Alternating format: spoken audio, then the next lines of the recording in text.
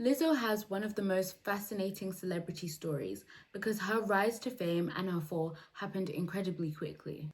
She went from one of the most beloved singers to struggling to recreate her chart success.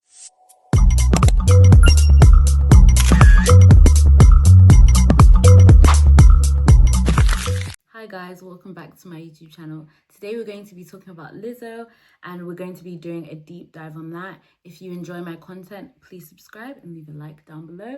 Go follow my Instagram so we can interact there with each other and I'll get to know what else you want to see from me. Without further ado, let's get into the video.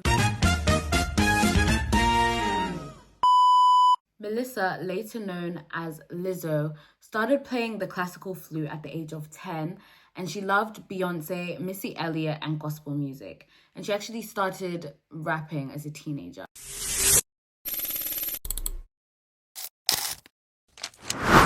In high school, Lizzo was actually known as a flutist because she would perform with her marching band and would compete in musical events. And her teachers actually encouraged her to consider being a professional flutist. They noticed her musical ability. During this time, she began writing rap lyrics and performing with friends.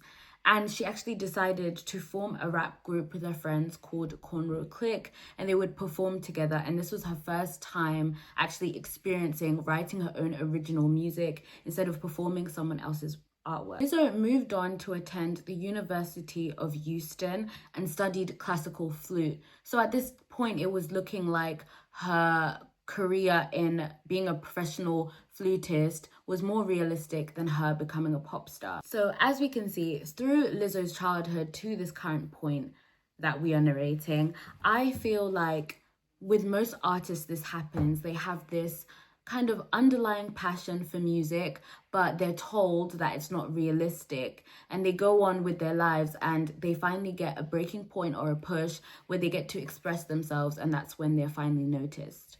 Unfortunately, in the year 2009, Lizzo's father sadly passed away and she dropped out of college. Following her father's death, Lizzo has actually spoken about falling into a depression and living in her car while trying to make music. She eventually moved from Houston to Minneapolis, and this later helped her shape her style from the city's funk, hip-hop, and indie music scene. For years, nobody knew who she was. She independently released albums such as Lizzo Bangers and Big Girl, Small World. Critics loved her, but the public didn't notice. So, for Lizzo, it almost took a decade for her to actually have her breakthrough. In the year 2017, Lizzo released the song Truth Hurts, and this song completely flopped. Nobody listened to it. It didn't do well on the charts. I don't even think it appeared on the charts, but it received overnight success years later in 2019 and peaked to the top of the chart. Actually, what caused the song to go viral in 2019 was when a Netflix movie called Someone Great picked up the song and played it in their movie, and TikTok just gave it that oomph to explode, and it actually went multi-platinum. And listen to this, it was actually the longest running #1 by a female rapper at the time. And can you imagine, it was released independently, guys. She wasn't signed, nothing. She just came up with the song, it flopped, and then it went viral. Then Good as Hell, another older song, became another success, and overnight Lizzo blew up. It was apparent Lizzo was everywhere. She hosted Saturday Night Live, won Grammys, and even appeared in films. Baby, how you feeling? If you haven't seen that viral clip of Lizzo playing the flute at a fancy place, do you even have a phone? Do you even have a phone? Do you have Instagram? Do you have YouTube? Because that clip went everywhere. She played President James Madison's historic crystal flute at the Library of Congress, which became a viral moment. For several years, Lizzo represented something bigger for music.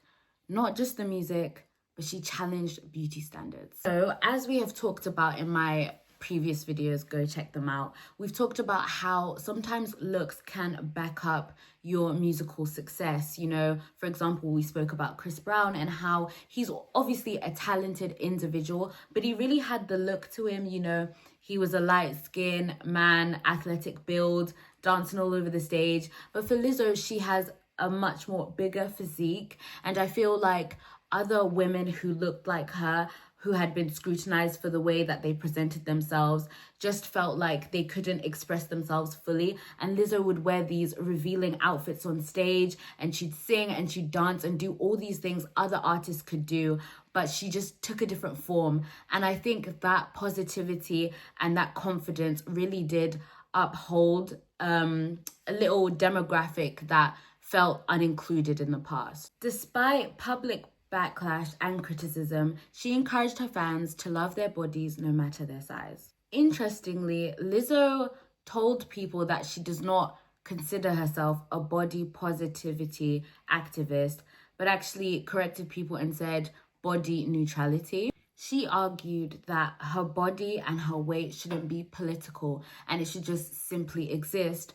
However, fans did see her as a body positivity activist just because of the way she presented and the confidence that she held. I will say that I feel like fans have the right to view Lizzo however they want to view her, because she is putting herself out there for the internet to see and, you know, review and comment on. But I do think it is kind of unfair to like box her as this singer that is body positive when she's told people time and time again she's just a singer that just happens to be bigger. And it does make what we're going to talk about soon a little bit controversial, because people saw her as, you know, this role model who's bigger and just doing her thing.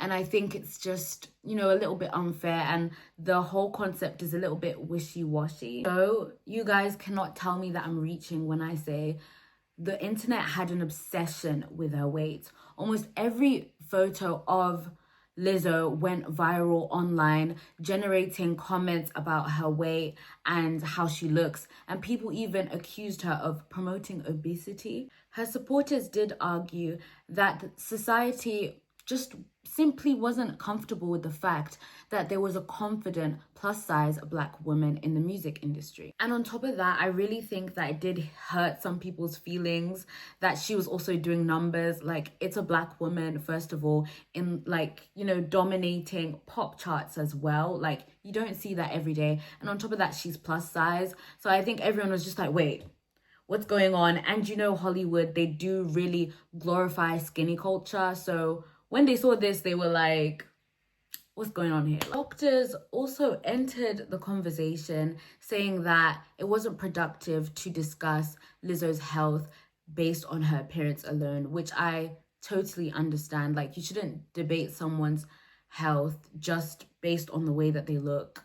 I personally think that everybody has the right to be concerned, but I do think there's a point where the conversation just isn't productive anymore. Like, just take it for what it is. This person looks like that, and that's how they see fit to look, so leave them alone. I think just some conversations are just not appropriate or needed. In 2022, Lizzo dropped the song To Be Loved, which are one of my favorite songs by her. Like, it's a personal favorite because she does talk about struggling with body image, self-worth, while trying to actively pursue a relationship. And I think she did it in such a nice way. The beat is like uplifting, but at the same time she's talking about real things, but making you kind of like dance to the beat and like kind of like want to just do a little jive in your living room. If you didn't know, the song came from the album About Damn Time, and this album did numbers. Like, I'm pretty sure like it went viral everywhere, like everyone was using the sound.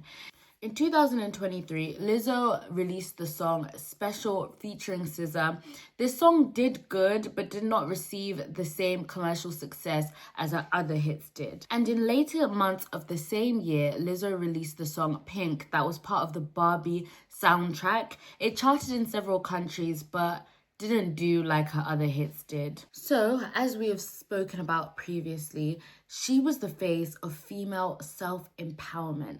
making music about self-love, and learning how to internalize the feeling of confidence. Would it be a reach if I told you that Lizzo was the face of body positivity? She paved the way and showed other bigger girls that there is a way for you to become famous and receive commercial success even though you are plus size. But by 2023, a series of controversies really changed the way people viewed her.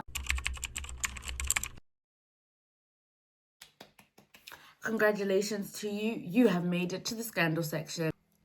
The 2023 lawsuit that changed everything. In August 2023, 3 of Lizzo's backup dancers filed a lawsuit against her. Actually, they didn't want to just sue Lizzo, they wanted to sue the production company and her dance captain. These 3 backup dancers are Ariana Davis, Crystal Williams, and Noel Rodriguez. It's quite lengthy, so I'm gonna read. The lawsuit alleged sexual harassment, creating a hostile work environment, religious harassment, disability discrimination, false imprisonment, weight shaming, and retaliation after employees raised concerns. The allegation that generated the most headlines was the visit to Bananen Bar in Amsterdam. The dancers alleged that Lizzo pressured them to interact with nude performers, and that some employees felt pressured because of the power imbalance between employer and employee. One dancer alleged that she felt pressured to touch a nude performer despite not wanting to. Lizzo has strongly denied these claims, calling them false, outrageous, and sensationalized. The case has no final ruling and is still an ongoing case. Perhaps the most ironic allegation was that Lizzo, who built her brand on body positivity, criticized a dancer for gaining weight. According to the lawsuit, Lizzo questioned her dancer about her weight gain, and after that, she actually dismissed her from her tour. As you can imagine, this allegation shocked many fans because it actively contradicts the message that Lizzo has been sending for years. And if you and me both think alike in any sort of way, wouldn't we say that's a bit hypocritical? So let's just really look into the fact that she dismissed this dancer from her tour. And if you don't know anything about like the dancing industry, is that it's highly saturated. Like, it's not every day that a backup dancer gets to, you know, qualify to be a backup dancer to one of the biggest artists worldwide. However, in 2025, the fat shaming claim from the lawsuit was no longer pursued, but I guess the damage was already done. Following this, former employees said that Lizzo was arrogant, controlling, and difficult to work with. Not everybody agreed with these allegations because some of her former employees also said that she was good, like they had a good experience with her. And as you can imagine, the public turned on her and she quickly became one of the most unlikable celebrities. Fans stopped supporting her, radio started playing her music less, and her singles just didn't receive the same excitement that they used to receive. These allegations created a huge disconnect between the image that she had been portraying to us for years versus the accusations, even though these legal processes have been unresolved for quite some time now. As a viewer, you can have your own opinion about these allegations, but I personally think, you know, if they are coming out and speaking out about the truth, that's really good, more power to them. But I feel like based on the fact that they did like kind of like withdraw the statement about the fat shaming, I feel like they are trying to get a little quick coin out of Lizzo, I can't lie, because her other employees did say that they had a great experience and are kind of like pushing back to the people that are saying that she was like this horrible person. And I feel like if you put yourself in spaces where you're not, you know, appreciated or people don't really like you like that, they are going to turn around and see you as like a quick coin. Like, they make a quick coin and they're just like, okay, we can just sue her based off of baseless accusations. I don't know. But this just seems like the downfall of a superstar that was just supposed to be something more. But I only feel that way if at the end of this kind of like case, it comes out as the girls are lying about this and they're just, you know, suing her for no reason. I do hold that opinion. But if it comes out as true, you know, maybe the downfall of Lizzo is supposed to be. In 2022, Lizzo drew criticism by calling Chris Brown her favorite person in the effing world during an event. We're not gonna all act oblivious like we don't know what Chris Brown has been, accused of, and has been, actually, it's not even accusations anymore. The man is now in prison. He's now in prison in the time of this video. And she goes on to say this man is her favorite person in the world. Some things I can defend, but this is beyond me. Like, I don't know why and what would possess any woman to say that. In fact, like, why? In March of 2024, Lizzo posted to Instagram, "I quit."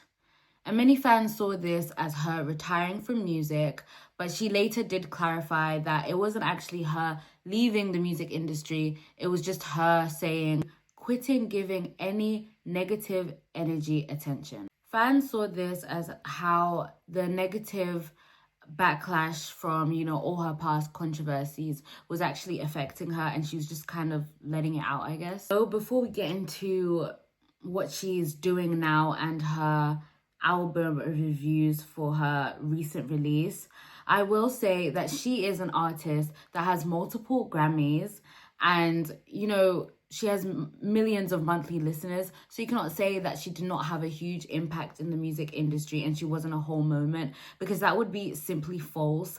But I will say she's kind of lost creative direction, and I feel like she has a lot of potential, and she received the commercial success and the fame that most artists dream about. In 2025, Lizzo released the album My Face Hurts From Smiling. And this album, I'm not even trying to be like mean, but compared to what Lizzo has released in the past, actually, my male friend sat me down and was like, we need to listen to Lizzo's new album. And we sat down together and we listened to her album, and it genuinely, oh my days, the lyrics were horrendous. Okay, I'm going to read some of the lyrics from one of her songs, because I don't want to push the narrative of, oh, I'm just so opinionated and I say all these mean things about these artists that are genuinely trying. I don't think this is genuinely trying. Like, I don't think it's genuine, because listen to the lyrics, okay? This is from the song Summer Shit by Lizzo.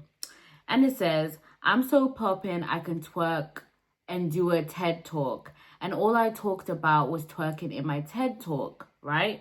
2 thongs in my ass, where the pool at?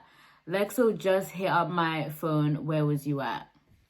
I don't know. Compared to her lyricism back in the day when she was talking about, body positivity and just like feeling yourself and all these things, I feel like there was a lot more like depth to it, or maybe the instrumentals were just like more telling.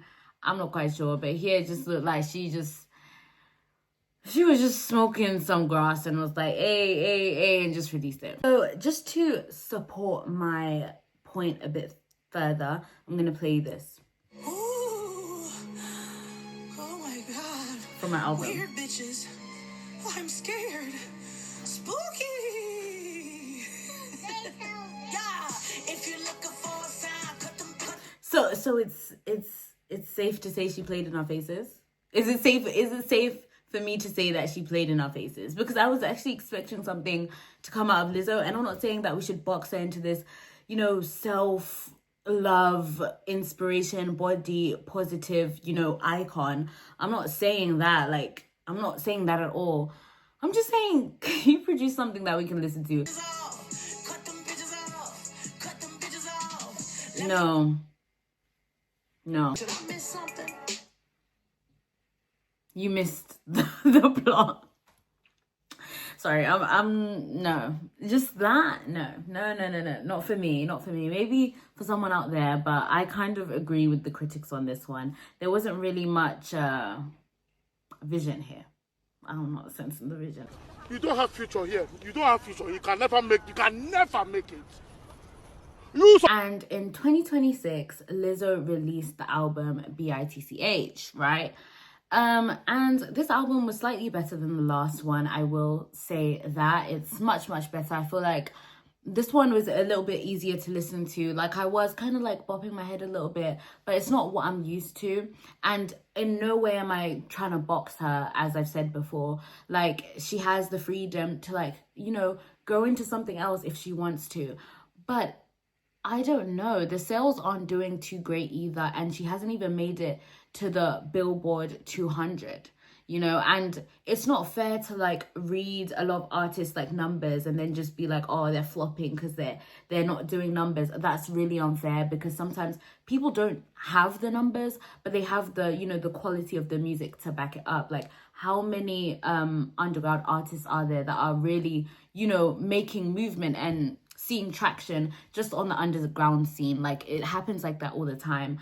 But as someone who's listened to Lizzo and knows her potential and listened to other artists like her, I feel like she could have done much more. She's a jack of many traits, you know. She can play the flute, she can rap, she can sing.